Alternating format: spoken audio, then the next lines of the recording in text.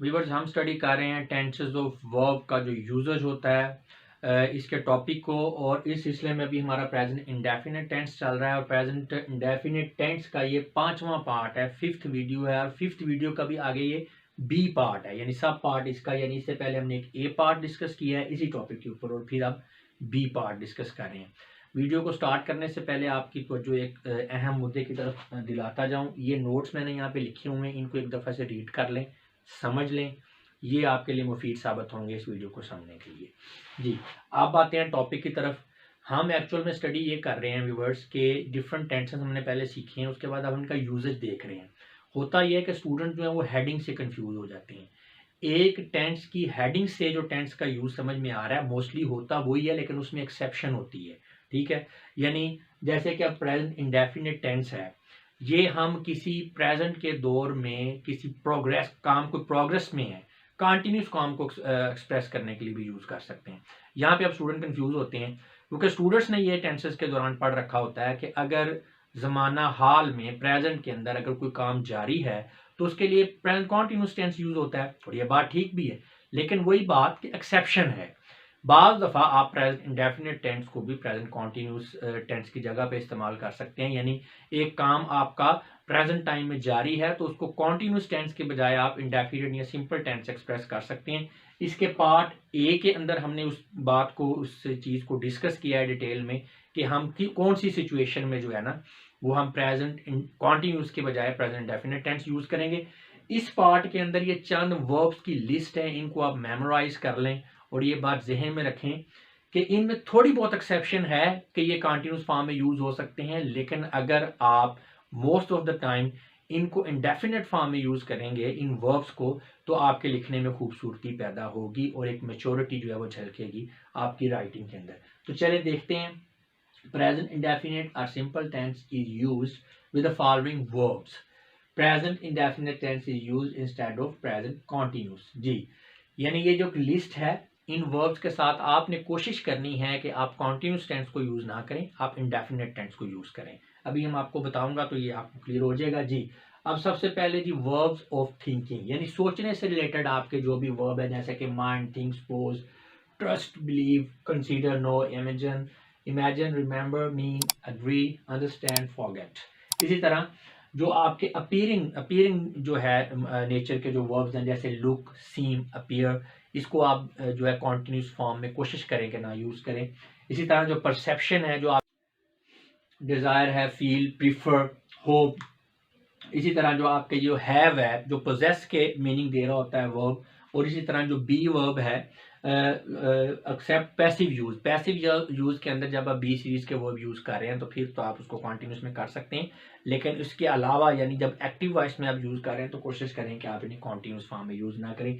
इसी तरह certain, possess, own, consist of, belong to, तो इन वर्ब्स को याद कर लें, इनकी प्रैक्टिस करें, तो ताकि ये आपकी परमानेंट मेमोरी के अंदर, आपके सबकॉन्शियस माइंड के अंदर चले जाए। उनको यूज करते हुए ऑटोमेटिकली आपको पता हो कि हमने इनके साथ कॉन्टिन्यूस यूज नहीं करना।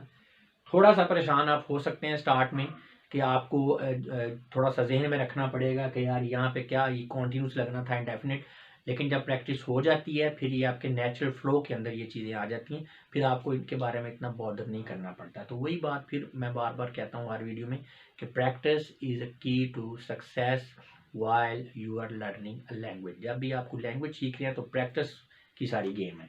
आपको टेंसेस, ग्रामर कुछ भी नहीं आता, आप लैंग्वेज को यूज कर रहे हैं, रीड कर रहे हैं, तो भी आपकी राइटिंग जो है वो ठीक हो जाती है। जी, तो अब ये जो मैंने आपको बात बताई है, ये टेंसेस मैंने क्यों ये ऐसा क्यों हम कह रहे हैं कि आपने यहाँ पे कॉन्टिन्यूस नहीं यूज करना, इंडेफिनिट यूज करना है, इसमें आपकी जो सेंटेंस की खूबसूरती है, जो स्टैटिक सेंस है वो खराब होती है। ये भी हम आपको डिफरेंट सेंटेंसेस में इनका कंपेयर करके दिखाएंगे तो ये आपको बिल्कुल अच्छे से क्लियर हो जाएगा। जैसे these fruits are tasting sweet, grammatically ये सेंटेंस ठीक है, लेकिन एरर ऑफ एक्सप्रेशन इसमें आ रहा है क्योंकि यहाँ पे टेस्ट जो है ये आपका वर्ब सेंसेस से, परसेप्शन से रिलेटेड है, तो इसे कोशिश करें कि आप इसको इंडेफिनिट टेंस में ले जाएं। दीज फ्रूट्स टेस्ट स्वीट, अब यहाँ पे खूबसूरत लग रहा है सेंटेंस, उसमें एक ज्यादा एम्फेसिस आपको नजर आ रहा है, यहाँ पे ये एक अजीब सा सेंटेंस की जो है लुक बन जाती है। Next time, I am thinking Ali is wrong, जी ग्रामेटिकली सेंटेंस ठीक है, लेकिन इसमें एक्सप्रेशन की गलती है। I think Ali is wrong, मेरा ख्याल है कि अली गलत है। अब यहाँ इस पे ज्यादा एक खूबसूरती नजर आ रही है, एक ज्यादा मेच्योरिटी आपको सेंटेंस में नजर आएगी। He is hating them. अब हेटिंग बड़ा अजीब लगता है, ठीक है, तो हेटिंग नहीं होगा, he hates them. He is having a car, उसके पास एक कार है। सेंटेंस ये ठीक है, लेकिन एक्सप्रेशन के लिहाज से खूबसूरती इसी में अगर आप ये लिखेंगे ही हैज़ अ कार, उसके पास एक कार है।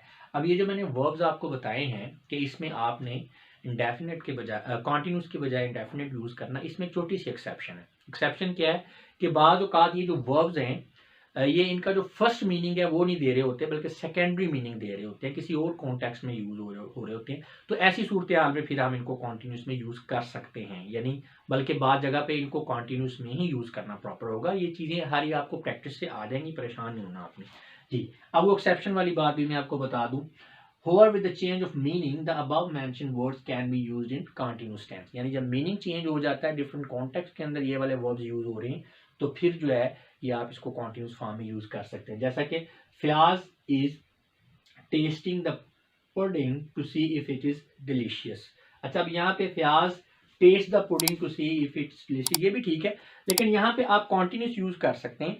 उसकी वजह यह है कि यहाँ पे taste mean tasting the flavour, ये फ्लेवर को टेस्ट करने की बात हो रही है, तो इसलिए यहाँ पे आप कॉन्टिन्यूस भी यूज कर लें तो इट्स ओके।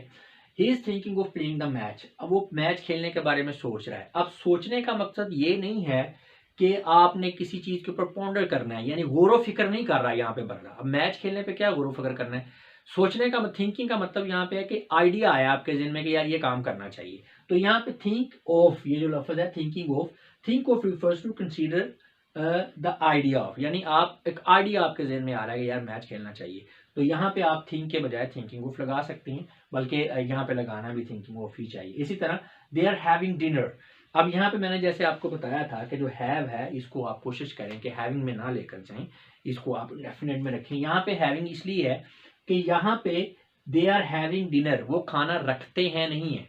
यहाँ पे ये हैव जो है ये रखने का पोजेशन के मीनिंग नहीं दे रहा, या हैव जो है ईटिंग का मीनिंग दे रहा है। तो इसलिए यहाँ पे they are having dinner, actually it means they are eating dinner और दे आर टेकिंग डिनर। तो यहाँ पे वो खाना खा रहे हैं, हैविंग यहाँ पे खाना रखने की नहीं, खाना खाने की बात कर रहा है। तो मैं उम्मीद करता हूँ कि आपको इस वीडियो को देखने के बाद इस चीज़ का कॉन्सेप्ट अच्छी तरह से क्लियर हो चुका होगा कि वो कौन सी सिचुएशंस हैं और वो कौन से वर्ब्स हैं जिनको हमें प्रेजेंट कॉन्टिन्यूस के बजाय प्रेजेंट इंडेफिनिट टेंस के साथ एक्सप्रेस करना चाहिए। अब मैं आप लोगों से इजाज़त चाहूँगा, अपना बहुत सा ख्याल रखिएगा। आपकी इस बातों का बहुत बहुत शुक्रिया। खुदा हाफिज़।